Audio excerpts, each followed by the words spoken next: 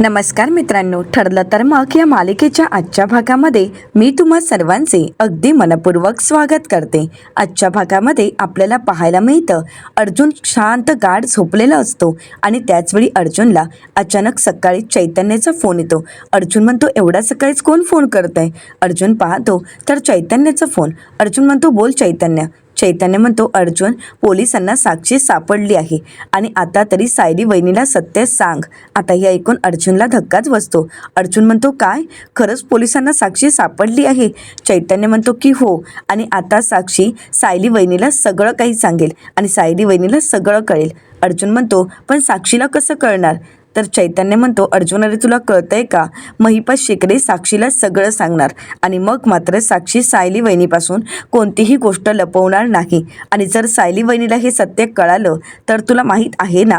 तर त्याचवेळी अर्जुन म्हणतो, म्हणजे साक्षी जिवंत आहे हे मला माहीत आहे, हे सायलीला कळणार? तर त्याचवेळी त्या ठिकाणी सायली आलेली असते। सायली म्हणते, काय? साक्षी जिवंत आहे हे तुम्हाला अगोदरच माहीत होतं? अर्जुन म्हणतो, बायको प्लीज माझं ऐकून घे ना। सायली म्हणते, एवढं मोठं सत्य तुम्ही माझ्यापासून लपवलं? एवढं मोठं सत्य लपवताना तुम्हाला काहीच वाटलं नाही का? मी तुम्हाला काय म्हणाले होते? ज्या दिवशी तुम्ही माझ्यापासून कोणती गोष्ट लपवाल त्याच दिवशी आपलं नातं संपेल। अर्जुन म्हणतो, बायको पण त्यावेळी मी असं का केलं हे ऐकून तरी घे। सायली म्हणते, मला काही ऐकून घ्यायचं नाही। असं म्हणत सायली आपली बॅग भरते आणि घराबाहेर पडत असते। अर्जुन सायलीला थांबवण्याचा प्रयत्न करत असतो। सायली अर्जुनला म्हणते, एवढा मोठा विश्वासघात केल्यानंतर तुम्ही मला थांब असं बोलताय? नाही, मी एक क्षणही इथे थांबणार नाही। असं म्हणत सायली शेवटी घराबाहेर पडते। अर्जुन मोठ्यानेच म्हणतो, बायको, परंतु त्याचवेळी अर्जुन जागा होतो, तर भानावर येतो। अर्जुन इकडे तिकडे पाहतो तर सायली कुठेच नसते। अर्जुन म्हणतो, म्हणजे सायली कुठेच नाही आहे? तिने माझं स्वप्नातलं बोललं ऐकलं असेल का? आणि म्हणूनच कदाचित ती घर सोडून निघून गेली असेल का? तिला कळालं असेल का की मला साक्षीचं सत्य माहीत होतं? नाही, मला सायलीला थांबवायला हवं। बायको बायको असं करत अर्जुन आता खाली येऊन हाका मारू लागतो, परंतु सायली कुठेच नसते। आता कल्पनाताई, प्रतापराव, अश्विन यांना काहीच कळत नाही। अर्जुन म्हणतो, मम्मा तू सायलीला पाहिलंयस का? तर कल्पनाताई म्हणतात, नाही रे, मी सायलीला कुठेच पाहिलं नाही आहे। आणि प्रतापराव म्हणतात, अर्जुन, अरे हो ना, सकाळी मी मागच्या बागेत योगा करत होतो, तिथे सुद्धा सायली नव्हती। अर्जुन आता अश्विनला विचारतो, अश्विन तू पाहिलंयस का सायलीला? अश्विन म्हणतो, मी सुद्धा पाहिलं नाही आहे। तर विमलताई म्हणतात, अर्जुन दादा, सायलीताईंना मी सुद्धा सकाळपासून पाहिलं नाही आहे। आता मात्र अर्जुन घाबरतो आणि म्हणतो, थांबा मी आलोच बघून। कल्पनाताई विचारतात, काय झालं आहे? अर्जुन म्हणतो, नाही, काही नाही झालं आहे। अर्जुन तर पूर्णपणे घाबरून गेलेला असतो। आता अर्जुन सायलीला बाहेर शोधायला जाणार, परंतु त्याचवेळी सायली घरात येत असते। आता सगळ्यांकडे पाहते, सगळ्यांचे चेहरे पाहून सायली सर्वांना विचारते की काय झालंय? कल्पनाताई म्हणतात, काही विचारू नकोस, बायको समोर दिसली नाही तर आमचे अक्षरशः हातपाय थरथरायला लागलेत। अर्जुन म्हणतो, तुला सांगून जाता येत नाही का? सायली म्हणते, अहो आपल्याच बागेत गेले होते आणि आपल्या बागेत जाताना कोणी सांगून जातं का? म्हटलं देवासाठी ताजी फुलं घेऊन यावीत। अर्जुन म्हणतो, पण मला सांगून जाता आलं नाही का तुला? सायली म्हणते, अहो मी ज्यावेळी उठले त्यावेळी तुम्ही गाढ झोपला होता, मग मी तुम्हाला कसं सांगणार? अर्जुन म्हणतो, उठवून सांगायचं होतं। सायली म्हणते, मी जर तुम्हाला झोपेतून उठवलं असतं आणि हे सांगितलं असतं की आपल्या बागेत जाते, तर तुम्ही मला काय सांगितलं असतं? बागेत जाताना सांगून जायला हवं का? मग हेही तुम्ही बोलला असता। अर्जुन म्हणतो, तुझ्याशी बोलण्यात काहीच अर्थ नाही, मी जरी काही बोललो ना तरी तू माझ्याशी वादच घालणार आहेस, जाऊ देत। असं म्हणत अर्जुन रागानेच तिथून निघून जातो। आता प्रतापराव, कल्पनाताई यांना अर्जुनच्या रागाचं कारणच कळत नसतं। कल्पनाताई सायलीला विचारतात, सायली अगं काय झालंय त्याचं? प्रतापराव म्हणतात, हो ना, नक्की काय झालंय काहीच कळत नाही। सायली म्हणते, आई बाबा मलाही काही माहीत नाही, थांबा मी आलेच, बघते नक्की काय झालं आहे। असं म्हणत सायली आता रूमच्या दिशेने निघून जाते। तर दुसरीकडे अर्जुन मात्र त्याच गोष्टीचा विचार करत असतो। अर्जुनचं मन विचलित झालेलं असतं, तो घाबरून गेलेला असतो। आता सायली रूममध्ये येते, अर्जुनला शांतपणे विचारते, काय झालंय? तुम्ही एवढी चिडचिड का करताय? काय झालं होतं नक्की? अर्जुन म्हणतो, खरंच बायको तू मला कधी सोडून जाणार नाहीस ना? सायली म्हणते, अहो काय हे? म्हणजे अजूनही तुमच्या मनात तोच विचार चालू आहे का? अहो सतत तुम्ही अजून किती वेळा अस्मिताताईंशी मी बोलले त्याचा विचार करणार आहे? मी फक्त अस्मिताताईंना पटवून देण्यासाठी ते बोलले होते, पण मी तुम्हाला कधीच सोडून जाणार नाही आहे। आता बघा ना, मी तुमचा हात घट्ट धरलाय ना, मग तुम्ही एवढे का घाबरताय? आणि हो, हे स्वप्न जरी पहाटे पडलं असतं ना तरीसुद्धा खरं झालं नसतं, कारण आपल्या दोघांना कोणीही वेगळं करू शकत नाही. अर्जुन म्हणतो, बायको तू मला प्रॉमिस कर की तू मला कधीच सोडून जाणार नाही. असं म्हणत अर्जुन सायलीला जवळ घेतो. सायली म्हणते, मी तुम्हाला प्रॉमिस करते, मी तुम्हाला कधीच सोडून कुठेही जाणार नाही. तर सायली म्हणते, नक्की काय झालं होतं? तुम्ही हाली खूप अस्वस्थ वाटता, कोणत्या तरी गोष्टीचा विचार करत असता आणि बघावं त्यावेळी खूप चिडचिड करत असता. काही झालंय का? तर अर्जुन मनाशीच म्हणतो की मला आता बायकोला सगळं काही सांगावंच लागेल. जर माझं स्वप्न खरं झालं तर मी एक क्षणही जगू शकत नाही, पण आता जे होईल ते होईल, मी सायलीला सांगतोच. सायली विचारते, काय झालंय बोला ना. तर सायली अर्जुनला विचारत असते, त्यावेळी मात्र अर्जुन खोटं बोलतो आणि म्हणतो, काही नाही, मला एक वाईट स्वप्न पडलं की काही कारण नसताना तू मला सोडून गेलीस. आता मात्र सायली हसू लागते आणि अर्जुनला म्हणते, अगोदर ही विचित्र आणि वाईट स्वप्न बघणं सोडूनच द्या, कारण आपण एकमेकांपासून कधीच वेगळे होणार नाही आहोत आणि मी तुम्हाला सोडून कुठेही जाणार नाही. काय चाललंय तुमचं? तर अर्जुन म्हणतो, बायको तू माझ्यासाठी एक करशील का? सायली म्हणते, बोला ना. अर्जुन म्हणतो, तू मला कधी सोडून जाऊ नकोस. अर्जुन सतत तेच बोलत असतो. तर सायली म्हणते, तुम्ही माझ्यासाठी एक कराल का? झोपेचं चक्र, तुमच्या झोपेचं चक्र पूर्ण करा. कारण काय झालं आहे माहीत नाही, हाली तुमची झोप पूर्ण होत नाही आणि झोप पूर्ण नाही झाली की डोक्यात वेगवेगळे विचार येतात आणि सगळ्यात महत्त्वाचं म्हणजे चिडचिड होते. अगदी तुमचं तेच होतं आहे. अर्जुन म्हणतो, नाही असं काही नाही आहे. सायली म्हणते, तुम्ही झोपता का थोडा वेळ? अर्जुन म्हणतो, नाही नको, जायचं आहे ना आपल्याला. सायली म्हणते, बरं ठीक आहे, पण हो आता तुम्ही खाली जो गोंधळ घालून ठेवला आहे ना, बायको बायको, आता सर्वजण मला चिडवतील, घेईन मी ते सगळं काही सहन करून, पण तुम्ही मात्र तुमचं डोकं शांत ठेवा. असं म्हणत सायली आता हॉलमध्ये निघून येते. सायली विमलताईंना म्हणते, भाजी चिरून झाली आहे ना, मग मी आता फोडणीला टाकते. असं म्हणत सायली किचनची कामं करत असते. त्याचवेळी त्या ठिकाणी अस्मिता येते. प्रतापराव विचारतात, काय मग, काय म्हणतोय आमचा नातू? अस्मिता म्हणते, मस्त, खूप छान आहे. तर त्याचवेळी कल्पनाताई सायलीला आवाज देत म्हणतात, सायली अगं अस्मिता करता बदामाचं दूध ठेवले, घेऊन येतेस का? सायली म्हणते, हो आणतेच. असं म्हणत सायली अस्मितासाठी बदामाचं दूध घेऊन येते आणि त्याचवेळी अस्मिताचं पार्सल आलेलं असतं. अर्जुन म्हणतो, झालं, अस्मिताताईची पार्सल यायला लागलीत ना, म्हणजे अस्मिताताई आता नॉर्मल झाली आहे. तर अस्मिता म्हणते, अर्जुन कशाला उगाच चिडवतोयस रे मला, मी माझ्या बाळासाठी पार्सल मागवली आहेत. असं म्हणत अस्मिता आता ते पार्सल घ्यायला जाते. तर ते दादा म्हणतात, कॅश ऑन डिलिव्हरी आहे. तर अस्मिता सचिनला आवाज देते. सचिन म्हणतो, काय झालं अस्मी? तर अस्मिता म्हणते, सचिन अरे तू जरा माझं डेबिट कार्ड देतोस का, कारण हे माझं कॅश ऑनचं पार्सल आहे. आता ज्यावेळी सचिन त्याच्या पॉकेटमधून डेबिट कार्ड बाहेर काढतो त्यावेळी मात्र घरातील सर्वांनाच धक्का बसतो. आता अस्मिता पेमेंट करते आणि पुन्हा एकदा ते डेबिट कार्ड सचिनकडेच देते. तर सचिन म्हणतो, अस्मिता मी आलोचा. असं म्हणत सचिन घराबाहेर निघून जातो. इथे मात्र सर्वच जण अस्मिताकडे पाहत असतात, कारण अस्मिताचं हे वागणं कोणाला अजिबातच आवडलेलं नसतं. आता न राहून प्रतापराव स्पष्टच अस्मिताला विचारतात, अस्मिता तू तुझ्या अकाउंटचं डेबिट कार्ड सचिनकडे का दिलंयस? तर अस्मिता उत्तर देत म्हणते, का म्हणजे नवरा आहे तो माझा, मग माझं डेबिट कार्ड माझ्याकडे काय राहिलं किंवा त्याच्याकडे काय राहिलं, काय फरक पडतोय त्याने? आता मात्र सर्वच जण एकमेकांकडे पाहू लागतात. अस्मिताचं हे बोलणं कोणालाच आवडलेलं नसतं. तर कल्पनाताई अस्मिताला म्हणतात, मुळात त्याला तुझ्या पैशांची गरजच काय पडली आहे? तर अस्मिता म्हणते, कारण त्याची कॅनडातली सगळी अकाउंट फ्रीज झाली आहेत. तर अर्जुन म्हणतो, इतक्या वर्षाची सेव्हिंग कधी चांगली असेल आणि तरी सगळी अकाउंट फ्रीज झाली आहेत. तर अस्मिता म्हणते की हो, त्याची सगळीच अकाउंट फ्रीज झाली आहेत आणि म्हणूनच त्याला लोन घ्यावं लागलं आणि त्यासाठीच तो माझे पैसे वापरतोय. इतकी वर्ष नोकरी करत असताना मी त्याच्याकडून पैसे घेतले, पाण्यासारखे पैसे वापरलेत, त्यावेळी त्याने माझ्याकडून कधी हिशोब नाही घेतला आणि आता जर त्याला पैशाची गरज असेल तर मी बायको म्हणून मदत नाही करायची का? असं म्हणत अस्मिता सगळ्यांसमोर प्रश्न उभा करते. तर सायली अस्मिताला म्हणते, अस्मिताताई तुम्ही बोलताय ते अगदी खरं आहे, योग्यही आहे की बायकोने किंवा नवऱ्याने एकमेकांना मदत करायचीच असते, परंतु बायकोने नवऱ्याला मदत करण्या अगोदर हा विचार करायला हवा की खरंच आपला नवरा त्या योग्यतेचा आहे का? अस्मिताताई, सचिन भाऊजींनी जे जे काही केलं आहे ते सगळं काही तुम्ही विसरून गेलात का? तुम्हाला काहीच आठवत नाहीये का? तर अस्मिता म्हणते, नाही विसरली आहे मी, पण तरीसुद्धा मी त्याला माफ केला आहे. आता माझा नवरा चुकला तर त्याला फासावर लटकवणारी बायको मी नाही आहे. अस्मिता पुढे म्हणते, तो माझे पैसे वापरतोय याला माझी काहीच हरकत नाही आणि तुम्हा कोणाचा त्याच्यावर विश्वास नसेल तरीसुद्धा माझा विश्वास आहे, त्यामुळे तुम्ही कोणीही ऑब्जेक्शन न घेणंच योग्य. त्यामुळे प्लीज यापुढे कोणीही यामध्ये पडू नका, असं म्हणत अस्मिता तिथून निघून जाते. आता अस्मिताच्या अशा वागण्याची घरातील सर्वांनाच काळजी वाटत असते. अर्जुनची चिडचिड होते. अर्जुन म्हणू लागतो, अजून हिला कुठला पुरावा हवाय? हा सचिन असा वागतोय हे दिसतच नाहीये का हिला? सचिनला फक्त अस्मिताईचा पैसा हवाय, त्याला अस्मिताताईशी काही देणं घेणं नाहीये किंवा प्रेमही नाहीये. हे अस्मिताताईला का कळत नाहीये? सायली म्हणते, तुम्ही जरा शांत व्हा ना. प्रतापराव म्हणतात, सायली अगं आपल्याला सगळं कळतंय तरी सुद्धा आपण शांत का राहायचंय? सचिन कसा आहे हे आपल्या सगळ्यांनाच माहीत आहे आणि अस्मिताच्या अकाउंटला भरपूर पैसे आहेत. सचिनच्या ते हाती लागलेत तर सचिन त्याचा दुरुपयोगच करेल.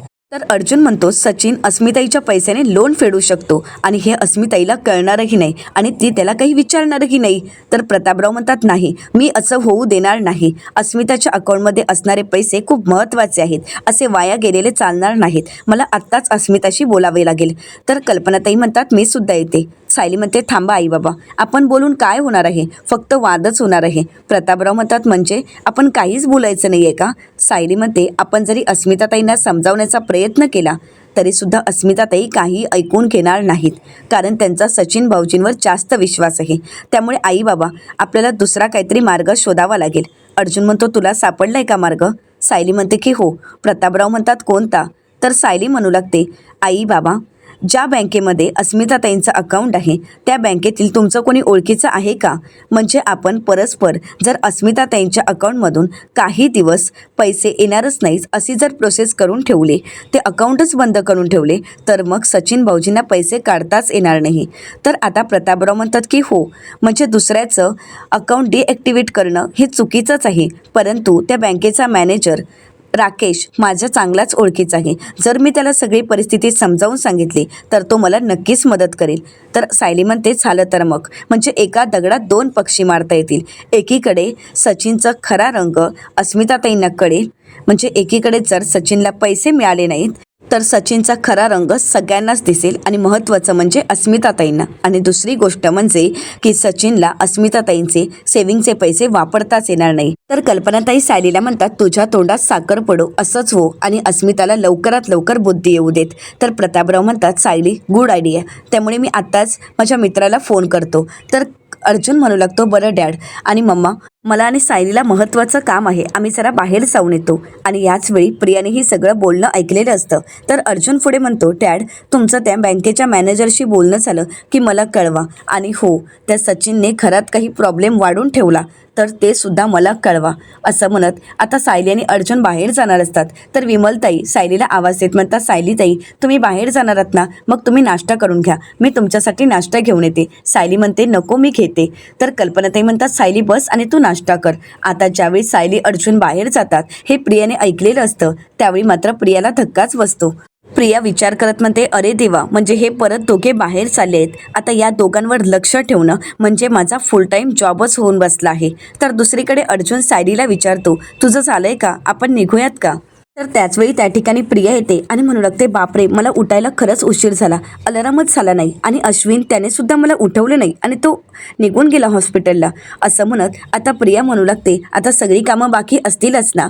कल्पनाताई म्हणतात, काही हरकत नाही, तू आवरून घे आणि मग कामांना सुरुवात कर. तर आता प्रिया विचारते, अश्विन टिफिन घेऊन गेलाय का? तर विमलताई म्हणतात, नाही, अश्विन दादांचा डबा मी भरून ठेवला होता पण ते घेऊनच गेले नाहीयेत. प्रिया म्हणते, बापरे, म्हणजे आता हॉस्पिटलला जाऊन डबा देऊन यावं लागेल. तर प्रिया सायली आणि अर्जुनला म्हणते, सायली अर्जुन तुम्ही जाता जाता मला अश्विनच्या हॉस्पिटलला सोडाल का? तर कल्पनाताई म्हणतात, अगं तुझं अजून काहीच आवडलं नाहीये आणि एवढी घाई कशाला? तशीही घरची बरीच कामं राहिली आहेत, त्यामुळे तू जा ना सावकाश. आणि तसंही अश्विनला एवढ्या लवकर टिफिनची काही गरज नाहीये. कल्पनाताई सायली अर्जुनला म्हणतात, तुम्ही जा ना. तर प्रिया म्हणते, नाही नको, मी सुद्धा येते ना तुमच्याबरोबर, कारण कसं आहे ना, अश्विनला लंच ब्रेक असा मिळतच नाही, त्याला जेव्हा वेळ मिळेल ना त्यावेळी तो खाऊन घेतो. त्यामुळे सायली अर्जुन तुम्ही जात असाल तर मी तुमच्यासोबत येते ना. तुम्ही नक्की कुठल्या मार्गाने जाणार आहात? तर अर्जुन म्हणतो, प्रिया तुला जायचं आहे ना हॉस्पिटलला, मग जा, आम्ही तुला घेऊन जातो. तर सायली म्हणते जा, आम्ही थांबतो तोपर्यंत आवरून ये. आता प्रिया धावत पळत आवरण्यासाठी निघून जाते. तर त्याचवेळी अर्जुन मेसेज करतो आणि म्हणतो की आम्हाला यायला थोडा वेळ होईल असं म्हणत अर्जुनने मेसेज केलेला असतो. प्रतापराव म्हणतात कशाला थांबताय, जा ना तुम्ही, ती तिचं आवरेल आणि निघेल ना. अर्जुन म्हणतो हो ना, आपण गेलो असतो. सायली म्हणते नाही नको, आपण थांबूयात. आता तिला कसं अडकवायचं हे मला चांगलंच माहीत आहे. अर्जुन म्हणतो म्हणजे? तर सायली म्हणते आता तिच्या कामातच तिला अडकवायचं असं म्हणत आता सायलीने अर्जुनला तिचा प्लॅन सांगितलेला असतो. तर दुसरीकडे पाहायला मिळतं सायली अर्जुन आता प्रियाला घेऊन निघालेले असतात. आता वाटेत प्रिया त्यांना म्हणते तुम्ही नक्की कुठल्या मार्गाने जाणार होता, म्हणजे कुठल्या एरियात जायचं होतं तुम्हाला? म्हणजे मला हॉस्पिटलला जायचं आहे, उगाच वळसा नको ना. तर सायली म्हणते नाही नाही, काही वळसा वगैरे पडणार नाही, काळजी करू नकोस. आता त्याचवेळी प्रियाला मैनाचा फोन आलेला असतो. आता मैनाचा फोन आलेला पाहून प्रिया मात्र घाबरून गेलेली असते. ती फोन कट करते. परंतु दुसरीकडे सदाशिव यांना खूप त्रास होत असतो, त्यांना बरं नसतं आणि म्हणूनच मैनावती प्रियाला फोन करत असते. परंतु प्रिया काही फोन उचलत नाही. तर सदाशिव म्हणतात काय झालं, फोन उचलत नाही आहे का? तर आता मैना म्हणते की नाही ना, आपल्या पोरी पण अशा आहेत ना, ज्यावेळी गरज पडते ना त्यावेळी महामारी पसरल्यासारख्या गायब होतात. तर सदाशिव म्हणू लागतात मीनाला फोन कर बरं. आता त्यांना खूप त्रास होत असतो, त्यांना तापही आलेला असतो आणि त्यांचा खोकलाही थांबत नसतो. तर मैनावती म्हणतात मीनेला फोन करून काय उपयोग आहे, त्या आपल्या पोरींकडे ना विष खायलासुद्धा पैसा नसतो, पैसेवाली आहे ती फक्त बबली आणि म्हणूनच तिलाच फोन करावा लागेल असं म्हणत सतत मैनावती आता प्रियाला फोन करत असतात. परंतु प्रिया सायली अर्जुनसोबत असल्यामुळे प्रिया काही फोन उचलत नाही. प्रिया सतत फोन कट करत असते, ती घाबरून गेलेली असते. तर इकडे मैनावती म्हणू लागतात काय झालं ह्या बबलेला, ही सुद्धा फोन उचलत नाहीये, कुठे मर्याला गेली आहे ना काहीच कळत नाही. ज्यावेळी हिची गरज असेल ना त्यावेळी ती कधीच फोन उचलणार नाही. अगं तुझ्या बापाला बरं नाहीये, आता तरी फोन उचल. परंतु प्रिया काही फोन उचलत नसते. इकडे सायली अर्जुनच्या लक्षात येतं की प्रियाला कोणाचा तरी फोन येतोय. सायली अर्जुन पाहतात तर प्रियाला चांगलाच घाम फुटलेला असतो. परंतु ती सायली अर्जुन असल्यामुळे फोन काही उचलत नसते. सायली म्हणते अगं उचल ना फोन, काय झालंय? प्रिया म्हणते नाही नाही, काही गरज नाही आहे, कारण मार्केटिंगवाल्यांचा फोन आहे, सतत फोन करत असतात आणि त्रास देत असतात. सायली म्हणते बरं. तर प्रिया म्हणते तुम्ही एक काम करता का सायली अर्जुन, म्हणजे मला हॉस्पिटलपर्यंत सोडलं नाही तरी काहीच हरकत नाही. तुम्ही एक काम करता का, पुढे छोटं मार्केट आहे तिथेच मला सोडा, मी तिथून चालत जाईन. सायली म्हणते अगं कशाला, बाहेर किती ऊन आहे बघतेस ना तू. प्रिया म्हणते हो ऊन आहे, पण काहीच हरकत नाही, जाईन ना मी. तसंही तुम्हाला तुमची काही कामं असतीलच ना, उगाच माझ्यामुळे खोळंबा नको व्हायला. सायली म्हणते नाही काही होणार नाही. प्रिया म्हणते नाही त्याची खरंच गरज नाही आहे, आणि जर ऊन लागलंच तर मी रिक्षा करून जाईन. अर्जुन म्हणतो हो का, मग रिक्षाच करून जायची होती तर मग आमच्यासोबत आलीच कशाला, आमच्या गाडीतच का बसलीस, रिक्षानेच जायचं होतं ना असं म्हणत अर्जुनने प्रियाची बोलतीच बंद केलेली असते. तर अर्जुनला सायली म्हणते अहो आपण निघालोच आहोत ना तिला घेऊन, मग आता तिला हॉस्पिटलला सोडल्याशिवाय आपण कुठेही जाणार नाही आहोत असं म्हणत सायली अर्जुन आता प्रियाची शाळा घेत असतात. प्रियाला आता काय करावं काहीच कळत नसतं. तर सायली म्हणते अश्विन भाऊजींना डबा वेळेत मिळणं गरजेचं आहे. तर अर्जुन म्हणतो हो ना, लंच टाईम होईल त्याचा. तर इकडे प्रिया मनाशीच म्हणते त्या अश्विनला डबा देण्यात मला काडीचाही इंटरेस्ट नाही, मला इंटरेस्ट आहे की तुम्ही नक्की कुठे जाता याचा शोध घेण्यात. जर मी मध्येच उतरले तर तिथूनच तुमचा पाठलाग करता येईल मला, असा विचार करत प्रिया मध्ये उतरण्याचा विचार करत असते. पण सायली अर्जुन काही तिला उतरू देत नाहीत. सायली अर्जुन आता प्रियालाच या सगळ्यामध्ये अडकवतात आणि तिला हॉस्पिटलमध्ये सोडायचं ठरवतात. तर दुसरीकडे अश्विन हॉस्पिटलला असतो आणि त्याचवेळी कल्पनाताई फोन करतात आणि म्हणतात हॅलो अश्विन, अरे हॉस्पिटलमध्ये कामात बिझी आहेस का? अश्विन म्हणतो नाही मम्मा बोल ना. तर कल्पनाताई म्हणतात अरे तू डबा घेऊन गेला नाहीस ना, मग तन्वी तुझ्यासाठी डबा घेऊन येते आणि हो तुला वेळ आहे ना. तर अश्विन म्हणतो हो मम्मा. तर कल्पनाताई म्हणतात बरं, अरे तन्वीने सुद्धा काही खाल्लं नाही आहे म्हणून मी जास्तीचा डबा पाठवला आहे, तू एक काम कर तन्वी आणि तू एकत्रच जेवून घ्या. अश्विन म्हणतो बरं ठीक आहे मम्मा असं म्हणत कल्पनाताई फोन ठेवतात. तर अश्विन विचार करत म्हणतो तन्वी हॉस्पिटलला येत आहे, ती माझ्यासाठी डबा घेऊन येत आहे हे सांगण्यासाठी मम्माने मला फोन केला, म्हणजे याचा अर्थ हळूहळू सर्वच जण तन्वीला ॲक्सेप्ट करतायत. तर इकडे अर्जुन आणि सायली आता प्रियाला घेऊन हॉस्पिटलच्या गेटपर्यंत पोहोचलेले असतात. आता उतरताच प्रिया म्हणू लागते थँक्यू अर्जुन, तुम्ही निघा मग मी जाते. सायली म्हणते नाही नको, तू अगोदर आज जा मग आम्ही जातो. तर प्रिया म्हणते चालेल असं म्हणत शेवटी प्रियाचा नाईलाज होतो आणि ती हॉस्पिटलच्या दिशेने निघालेली असते.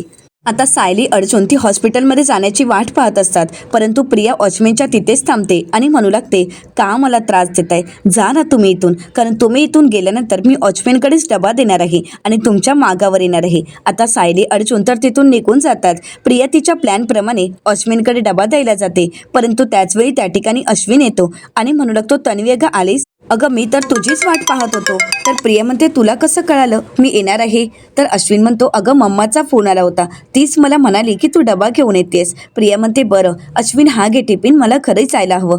तर अश्विन म्हणतो, नाही तू आता कुठेही जाणार नाही आहेस. प्रिया म्हणते, म्हणजे? तर अश्विन म्हणतो, चल आपण एकत्रच लंच करून घेऊया, कारण तसंही मला खूप भूक लागली आहे. तर प्रिया म्हणते, नाही अश्विन, अरे घरी जायला हवं, कारण सगळी कामं मम्मावरच पडतात ना, कारण आई आता एकटी घरी आहे आणि विमल मग अस्मिता आणि तिच्या बाळाची सगळी जबाबदारी त्यांच्यावरच पडते, त्यामुळे त्यांच्या मदतीला मला जायलाच हवं. अश्विन म्हणतो, तन्वी अगं तू नेहमी घरच्यांची काळजी करतेस, अगं स्वतःकडे जरा लक्ष दे. तर प्रिया म्हणते, हो अश्विन तू काळजी करू नकोस, मी स्वतःची काळजी घेत आहे. तर अश्विन म्हणतो, मग चल ना आतमध्ये, आपण एकत्रच बसून लंच करू. तर प्रिया म्हणते, नाही अश्विन मी आत नाही येऊ शकत, म्हणजे या डब्यात काय आहे ना, तुझ्या एकट्याचं जेवण आहे आणि मी जर तुझ्यासोबत आतमध्ये जेवायला आले तर तुला जेवण कमी पडेल ना. अश्विन म्हणतो, नाही असं काहीही होणार नाही, कारण अगोदरच मम्माने एक्स्ट्राचं जेवण दिलं आहे, आपल्या दोघांचं जेवण दिलं आहे, त्यामुळे आता तुला जेवून जावंच लागेल. आता मात्र प्रिया चांगलीच अडकलेली असते. प्रिया मनाशीच म्हणते, ही कल्पी सुद्धा ना कधी कधी अति करते, हिला काय गरज होती दोघांचं जेवण देऊन द्यायची. तर अश्विन म्हणतो, काय झालंय, येतेस ना तू, चल माझ्याकडे टिफिन दे. असं म्हणत अश्विन आता प्रियाला कॅन्टीनमध्ये घेऊन जातो. आता प्रिया आणि अश्विन जेवायला बसतात. अश्विन आणि प्रिया जेवत असताना प्रिया पटापट जेवत असते आणि अश्विनला म्हणते, अश्विन माझं एवढं जेवण झालं ना की मी लगेच निघते. अश्विन म्हणतो, तू एवढंच खाणार आहेस का? प्रिया म्हणते, नाही अरे म्हणजे घरी जायचं आहे, घरी खूप कामं पडली आहेत ना. अश्विन म्हणतो, तन्वी अगं तुला एवढी घाई का लागली आहे? तर प्रिया नाटक करत म्हणते, नाही अरे आई आणि विमलताई दोघंच घरी आहेत ना, मग किती कामाचा भार उचलणार आहेत, आणि तसंही सायली बाहेरच असते, आणि आता जर आईने मला किचनमध्ये काम करायची परवानगी दिलीच आहे तर मग मी मदत नको का करायला. तर अश्विन प्रियाला म्हणतो, अगं पण तू निवांत जेव तरी, आणि हे बघ आपल्याला हे सगळं काही संपवायचं आहे आणि हा टिफिन संपल्यानंतर मगच तू घरी जायचं आहे. आता प्रिया चांगलीच अडकलेली असते, तिला काही करता अश्विन सोडत नसतो आणि तिला काही सायलीच्या मागावर जाता येत नाही. अश्विन प्रियाला म्हणतो, मी खरंच खूप खुश आहे, म्हणजे बघ ना कितीतरी दिवसानंतर आपण असे गप्पा मारत जेवतोय, मला तर हे खूप रोमॅन्टिक वाटतंय. तर प्रिया म्हणते, अश्विन अरे हॉस्पिटलच्या कॅन्टीनमध्ये आपण जेवतोय आणि तुला ही जागा रोमॅन्टिक वाटते? तर अश्विन म्हणतो, तसं नाही, फक्त जेवण्यात नाही तर तुझ्यासोबत जेवण्यात. असं म्हणत अश्विन प्रियाला खास भरवतो. तर प्रिया मनाशीच म्हणते, डोकं लढवून घराबाहेर पडले होते परंतु इथे अडकलेच. आता सायली अर्जुन कुठे गेले आहेत, कशासाठी गेलेत हे मला कसं कळणार, मला तर आता काहीच कळणार नाही. आता त्याचवेळी एक पेशंट तर अश्विनकडे येतात आणि म्हणू लागतात, डॉक्टर अश्विन तुम्ही हे रिपोर्ट पाहू शकता का? अश्विन म्हणतो, बरं. आता अश्विन तर रिपोर्ट पाहायला जाणार, तर प्रिया म्हणते, अश्विन अरे तू जेवून तरी घे ना. अश्विन म्हणतो, तन्वी काही गोष्टी ह्या महत्त्वाच्या असतात आणि डॉक्टरला पेशंटशिवाय काहीच महत्त्वाचं नसतं. असं म्हणत अश्विन रिपोर्ट पाहायला जातो आणि प्रियाला म्हणतो, तू जेवून घे ना. आता अश्विन रिपोर्ट चेक करत असतो, तर दुसरीकडे सायली अर्जुन ठरल्याप्रमाणे कॅफेमध्ये पोहोचलेले असतात. आता अर्जुन सायलीला विचारतो, तू अगदी व्यवस्थित ॲड्रेस दिलायस ना त्यांना कॅफेचा, आणि त्यांना सापडेल ना हे कॅफे? तर सायली म्हणते, सापडेल ना, तसंही मी पत्ता व्यवस्थितच पाठवला आहे आणि लोकेशनही पाठवले, त्या नक्कीच इथे पोहोचतील. तर अर्जुन म्हणतो, त्यांना काही प्रॉब्लेम येणार नाही, प्रॉब्लेम तर आपल्याला आला होता, प्रिया नावाचा मोठा प्रॉब्लेम, आपल्या मागावर यायचा विचार होता तिचा. तर सायली म्हणते, हो ना, अश्विन भाऊजींच्या डब्याचं निमित्त काढून तिला आपल्यासोबत यायचं होतं, आपण कुठे जातो हे तिला बघायचं होतं, पण शेवटी मी तिला कसं अडकवलं बघितलं ना. तर अर्जुन हसायला लागतो, कारण प्रिया चांगलीच अडकलेली असते आणि सायली अर्जुनना त्यांची कामंही करता येतात. तर सायली म्हणते, हो ना, आता त्यांना त्यांच्या बायकोसोबत जेवता येईल म्हणून अश्विन भाऊजी खुश होतील. तर त्याचवेळी अर्जुनला फोन आलेला असतो. आता अर्जुनला वंदनाताईंचा फोन आलेला असतो. अर्जुन म्हणतो, वंदना जाधव यांचा फोन आहे, हॅलो बोला ना. तर त्या म्हणतात, मी आले आहे. अर्जुन म्हणतो, हो आम्ही सुद्धा आलोच आहोत, आम्ही आतमध्येच आहोत, तुम्ही या. तर आता सायली अर्जुन कॅफेमध्ये असतात. आता वंदना जाधव सुद्धा कॅफेमध्ये सायली अर्जुनला भेटण्यासाठी येतात. तर दुसरीकडे पाहायला मिळतं, प्रिया विचार करत म्हणते, अश्विन आता काम करत बसलाय आणि आता हा अख्खा डबा संपल्याशिवाय हा मला तरी कुठे जाऊ देणार नाही, आता मलाच काहीतरी आयडिया करायला हवी, असा विचार करत आता प्रिया तिच्या डोक्यात एक वेगळाच प्लॅन चालू असतो. आता तिच्या प्लॅनप्रमाणे ती पाण्याचा ग्लास घेण्याचं नाटक करते आणि त्याचवेळी तिथे असणाऱ्या भाताच्या डब्याला ती धक्का लावते आणि तो भाताचा डबा खाली पडतो. सगळा भात खाली सांडतो. तर प्रिया नाटक करत म्हणते, अरे देवा, सगळा भात खाली सांडला आहे. अश्विन म्हणतो, तन्वी अगं काय झालं? तर प्रिया म्हणू लागते, अश्विन अरे बघ ना, मी पाण्याचा ग्लास घ्यायला गेले आणि सगळा भात खाली सांडला. तर अश्विन म्हणतो, काही हरकत नाही, पण तू जेवली आहेस ना नीट? प्रिया म्हणते, हो माझं पोट भरलंय. पण अश्विन तुझं जेवण झालंय ना? अश्विन म्हणतो, हो तू काळजी करू नकोस. तर दुसरीकडे पाहायला मिळतं सुमन काकू प्रतिमा आत्यांना म्हणतात, वहिनी मला तुमच्याशी बोलायचं होतं. प्रतिमा आत्या म्हणतात, बोल ना, काय झालंय सुमन? तर सुमन काकू म्हणतात, पण वहिनी कसं बोलू काहीच कळत नाहीये. तर प्रतिमा आत्या म्हणतात, अगं मनात आहे ना, मग बोल अगदी बिंदास. असं म्हणत प्रतिमा आत्या सुमन काकूंना बोलायला सांगतात. तर सुमन काकू म्हणतात, वहिनी मी माझ्या दादाकडे जाऊ का? तर प्रतिमा आत्या म्हणतात, जा ना, काहीच हरकत नाही. सुमन अगं तुला जरा बदल होण्याची, चेंज होण्याची गरज आहे, त्यामुळे तू अगदी बिंदास्त जाऊ शकते, निर्धास्त जा, काहीच काळजी करू नकोस. पण कधीपर्यंत येणार आहेस परत? त्यावेळी मात्र सुमन काकू म्हणतात, कधीच येणार नाहीये, मी कायमची दादाकडे जायचा विचार करते. हे ऐकून प्रतिमा आत्यांना धक्काच बसतो. प्रतिमा आत्या म्हणतात, सुमन तू काय बोलतेस हे? सुमन काकू म्हणतात, हो वहिनी, मला तुमचं ओझं बनून नाही राहायचंय. माझ्या नवऱ्याने हे घर पोकरलं आणि आता त्याच घरात राहणं मला खूप अवघड होतंय. प्रतिमा आत्या म्हणतात, सुमन अगं तू काय बोलतेस? अगं हे घर तुझं आहे, या घराला तू सावरलेस. कित्येक वर्ष मी या घरापासून दूर होते, परंतु या घराला जर कोणी आधार दिला असेल आणि ठेवलं असेल सुखात, तर फक्त ते तूच. अगं या घराला सुख तू दिलेस, या घराचा आधार तू बनलीस. अगं रविराज नंतर या घरावर जर कोणाचा हक्क असेल तर तो फक्त तुझा आहे, माझ्यापेक्षाही जास्त. तू या घरची मालकीण आहेस आणि कायम राहशील, त्यामुळे असं कधीच विचार करू नकोस. आणि सुमन हा विचार डोक्यातही आणू नकोस की तू आमच्यासाठी ओझं आहेस. सुमन अगं तू आमच्यासाठी ओझं नाही आहेस, तर तू आमचं अस्तित्व आहेस. सुमन मला सोडून कुठे जाणार तर नाही ना? तर आता मात्र सुमन काकू नकार देतात आणि म्हणतात, नाही वहिनी, मी तुम्हाला सोडून कुठेही जाणार नाही. प्रतिमा आत्या खुश होतात, सुमन काकूंच्या हातात घेतात आणि म्हणतात, सुमन तू कधीच कुठे जाणार नाहीयेस. तर दुसरीकडे पाहायला मिळतं सायली वंदनाताईंना म्हणते, वंदनाताई आपण थेट मुद्द्यावरच येऊया. आता अर्जुन प्रियाचा फोटो दाखवत म्हणतो की हीच बबली लोखंडे आहे ना? तर आता वंदनाताई म्हणतात, बाजूला करा हा फोटो, बाजूला करा. या मुलीचं तोंडही मला बघायचं नाही, जिने माझं आयुष्य संपवलं, जिने माझ्या मुलाची ही अवस्था केली आहे, त्या मुलीचं मला तोंडही बघायचं नाही. याच मुलीने माझ्या मुलाचं आयुष्य उद्ध्वस्त केलं आहे. किती स्वप्न पाहिली होती माझ्या मुलासाठी, पण हिने ती सगळी स्वप्न थोडीच मिळवली आहेत. माझं आयुष्य, माझं संपूर्ण अस्तित्वच उद्ध्वस्त याच बबली लोखंडेने, जिला मी कधीच विसरू शकणार नाही. तर सायली त्यांना म्हणते, ताई या सगळ्या विचाराने तुम्हाला त्रास होतो हे आम्हाला कळतंय, पण त्यावेळी नेमकं काय घडलं होतं? हिने नक्की तुमच्या मुलासोबत काय केलं हे तुम्ही आम्हाला सांगाल का? असं म्हणत सायली त्यांना विनंती करते. तर आता वंदनाताई म्हणतात की हो, मी सगळं काही सांगायला तयार आहे. असं म्हणत आता वंदनाताई घडलेला प्रसंग सांगतात. ज्यावेळी वंदनाताईंचा मुलगा लहान असतो त्यावेळी बबलीही लहान असते आणि सर्व मुलं चाळीच्या बाहेर खेळत असतात.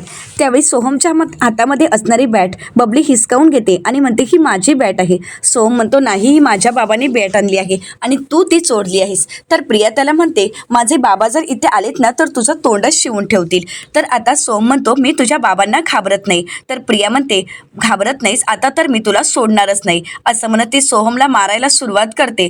त्यावेळी मात्र सोहम आता वाचवण्याचा स्वतःला प्रयत्न करत असतो आणि त्याच वेळी सोहम तिथे असणारं एक जळतं लाकूड घेऊन प्रियाच्या पाठीवर लावतो. त्यावेळी प्रिया खूप चिडते आणि म्हणू लागते, सोहम तू मला भाजलेस, आता मी तुला सोडणार नाही. असं म्हणत ती सोहमला ढकलून देते आणि सोहम दगडावर जाऊन आपटतो. त्यावेळी मात्र सोहम तिथेच बेशुद्ध होतो आणि प्रिया तिथून पळून जाते. तर वंदनाताई म्हणतात, आणि ती बबली लोखंडे माझ्या सोहमची अशी अवस्था करून तिथून पळून गेली. आता त्यांना तो सगळा प्रसंग आठवत असतो. ते सायली अर्जुनला म्हणतात, हा प्रसंग अगदी काल घडल्यासारखा मला आजही आठवतो. ती तिथून पळून गेली असेल, परंतु तिचा तो चेहरा आजपर्यंत माझ्या नजरेसमोरून कधीच गेला नाही. तर दुसरीकडे पाहायला मिळतं प्रियाची आता हॉस्पिटलमधून सुटका झालेली असते. प्रिया म्हणते, सुटले बाबा एकदा त्या बोरिंग डब्यातून आणि त्या बोरिंग अश्विनपासून. परंतु सायली अर्जुन निसटलेच ना, मग ते सदा महिन्याला भेटायला तर गेले नसतील ना? नाही, सदा महिन्याला नाही भेटणार. मग त्या शांताला पण ती तर पनवेल सोडून कधीच निघून गेली आहे असं संतोष म्हणाला. मग सायली अर्जुन नक्की कुठे गेली असतील? अर्जुनच्या ऑफिसमध्ये गेले असतील का? जाऊन मला बघावंच लागेल असा विचार करत आता प्रिया ऑफिसच्या दिशेने निघालेली असते. तर दुसरीकडे सायली वंदनाताईंना विचारते, आता सोहम बरा आहे ना? तो नंतर बरा झाला ना? तर वंदनाताई म्हणतात, सोहम कधीच बरा झाला नाही, तो आयुष्यभर जाग्यावरच आहे. कारण बबलीमुळे त्याच्या मणक्याला जो मार बसलाय ना, त्यामुळे तो आयुष्यभर असाच अंथरुणाला खिळून आहे. असं म्हणत असताना वंदनाताईंना खूप त्रास होत असतो आणि हे ऐकून सायली अर्जुनला.